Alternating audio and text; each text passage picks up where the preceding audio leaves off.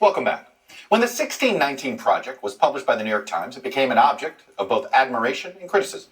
The series of essays was named for when African slaves were first taken to these shores, and it places slavery and its legacy at the center of American history. Journalist Nikole Hannah-Jones won a Pulitzer Prize for the project, but also came under criticism for suggesting that the American Revolution itself was fought to preserve slavery. Few people have spent more time researching, thinking, and writing about race in America than Nikole Hannah-Jones, and she joins me now. Nikole, welcome to Meet the Press. Hi, thanks for having me. Let me just start with this. Describe in your own words what the 1619 Project is and its mission. The 1619 Project is a book now. It began as a magazine and a special section of the New York Times. And what it is it marks the advent of African slavery in the original 13 colonies. So 1619 is the year the first Africans were sold into slavery in Virginia. And what the project argues through a series of essays is that very little about American life today has been left untouched by the legacy of slavery and the anti-Blackness that developed in order to justify it. So it is trying to place the slavery as an institution, which is one of the oldest institutions in America, really at the center of the story that we tell ourselves about our country, and to explain so much about American life through that lens. Did you intend for the 1619 Project to become public school curriculum, or did you intend it to start a debate to improve the curriculum of how we teach American history? Well, when I first pitched the project, I simply pitched it as a work of journalism, which it is. I mean, I'm a journalist at the New York Times, and I pitched a project to run as a piece of journalism in the New York Times. Now, some months in, as we were working on the project, we began to talk about that this could be a great learning tool for students. Particularly, we were thinking about the broadsheet that ran in partnership with the National Museum of African American History and Culture that teaches slavery through objects found in that museum. Now, the New York Times has an education division. The New York Times regularly turns its journalism into curriculum, as does the Pulitzer Center, who we ultimately partnered with. They are constantly turning works of journalism into curriculum. It's only become controversial because people have decided to make the 1619 Project controversial. I think in the last 2 years, a lot of people have come to realize that our teaching of history has been incomplete, to be generous, particularly on, I would say, whether it's Reconstruction. I mean, we sort of talk about glossing over that, or specifically think about the Tulsa Massacre and how so many people have said, I didn't get taught that. I grew up in Miami, Florida. I didn't get taught about Axe Handle Sunday in Jacksonville. When you look at our public schools, 8 in 10 public school teachers are white, yet half of the public school students are students of color. How do we improve that aspect of education in America? So I don't think that, we should definitely have more Black and Latino educators because that is what our country looks like. But I don't think you have to be Black or Latino in order to teach a more accurate history. The problem is that our teacher preparation programs are not equipping educators with the knowledge that they need to teach this history better. When you look at the survey by Teaching Tolerance, they found that about half or slightly more than half of American educators say they don't feel equipped to teach about slavery, and they really struggle to teach about slavery. It's kind of ironic that we're seeing these bills being passed, these anti-history laws, to make it more difficult to teach about slavery and racism and our country's long history of racism, when in fact we have educators who are struggling the opposite way. They're holding mock slave auctions in their classrooms. They're having students do assignments where they have to list the pros and cons of slavery because they really don't know how to teach this very well. And that's because as a country, we have not honestly grappled with the truth about our history. And the history we learn is often about nationalism and patriotism, right, but not about telling Where should that come from? Truth. I've thought about this, and I know that if government says this is our history, people are going to say, I'm not letting government historians decide what our history is.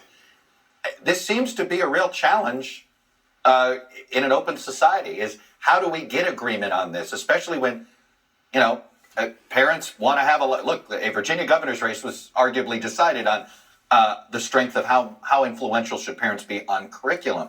How do we do this?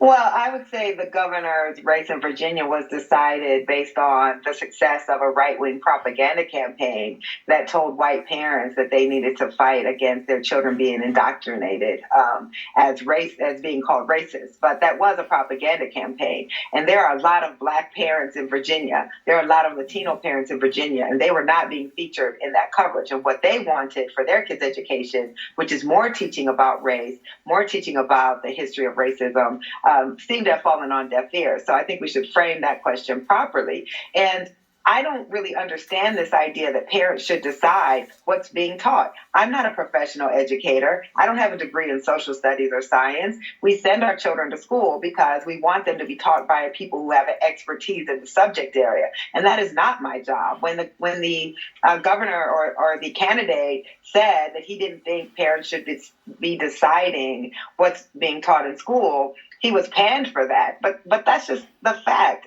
This is why we send our children to school and don't homeschool, because these are the professional educators who have the expertise to teach social studies, to teach history, to teach science, to teach literature. And I think we should leave that to the educators. Yes, you should have some say, but school is not about simply confirming our worldview. Schools should teach us to question. They should teach us how to think, not what to think. At what age? And I wouldn't want my Is there an child age restriction in your go mind? to a school. You know, there's this About teaching what? teaching sort of when it comes to teaching our past.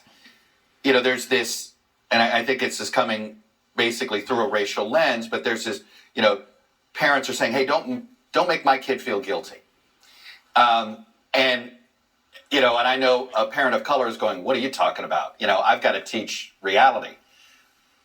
When do you do it, and how do you do it?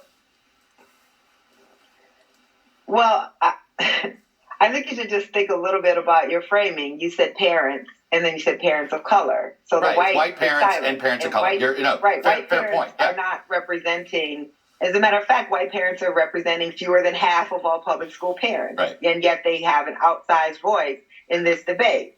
I have a child who, just by watching the news when she was 8 years old, she saw Laquan McDonald, a teenager in Chicago, get shot 16 times by police on CBS in the morning show. And she asked me, why did they kill that boy? So I can't wait to have these conversations with my child. And I don't think that we should be asking what is the appropriate age. I think we should be asking what are the appropriate conversations at that age.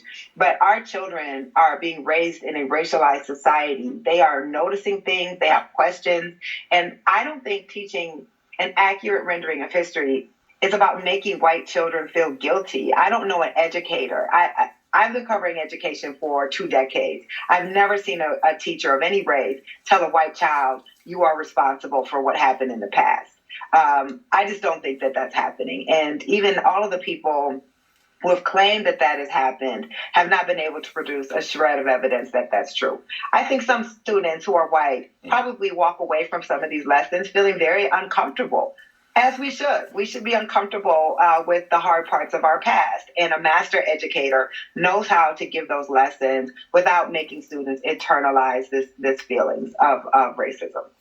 At the end of the day, this politicizing of this, it's clearly been weaponized. You've described it, I think, pretty well on the weaponization of it. Do you think simply time will get us past this? How can we get over this hump? I don't know, honestly. I'm quite concerned about what's happening in our country because, as you know, my project, which is a work of journalism by the New York Times, is banned by name in Georgia, Florida, in Texas. There are efforts to ban the teaching of this history in Oklahoma and South Dakota, in Tennessee. And when we think about what type of society bans books or bans ideas, that is not a free and tolerant democratic society. That is a society that is veering towards authoritarianism. So unless people who believe in free speech, who believe in our children being intellectually challenged, begin to get organized and speak up, I think we're going into a dark age of repression and suppression of the truth. And really, these laws are paving the way for the taking of other political rights, like voting rights, like women's reproductive rights, like rights for LGBTQ people. So we're going to have to decide what kind of country we want to be. Nicole Hannah-Jones of the New York Times. Really appreciate you coming on and sharing your perspective with us. Thanks for this. Thank you. When we come back, we're going to look at another big problem facing America's schools as our special report continues.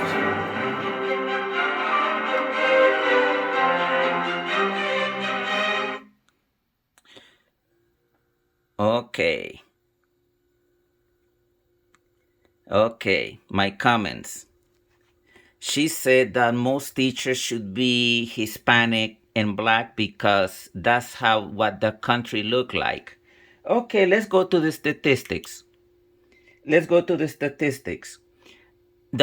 is 2021. This is after the census, the U.S. Census. Population, white, non-Hispanic whites. Population of whites, 60.1%. Hispanic, 18.5%. Blacks, 12.2%.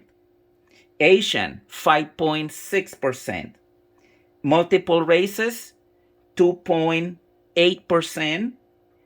American Indian or Native American and Alaska Native, 0.7%. And Pacific Islander and Hawaiian Native, 0.2%. So I will have to investigate that statistic that the host gave about the race of the children attending public schools. He said that Hispanics and Blacks are half of the students attending public schools. So you mean to tell me that most whites, regardless of income, they don't have their kids in public school when they are 60.1% of the population? So you mean to tell me that most whites are doing homeschooling? I'm going to have to investigate that, but honestly, I don't believe that's the case. And what the historian Nicole Hannah-Jones is saying is that, well, let's look at the race, what she considers the majority, because she said that they are the majority, Hispanic and Blacks. Then we should hire teachers based on their skin color, based on their race, not on their expertise. That's the problem that the left has. They want to make requirements to be based on race, not expertise, not academic, race. And that's why some people oppose critical race theory. To say that, okay, 1619 Project, 1619 was America founded in 1619? I know, I have been taught from high school, it was founded July 4th, 1776. So if she's gonna write something about 1619, I think she should be criticizing the British Crown, not the United States of America. Because we were under British control in 1619.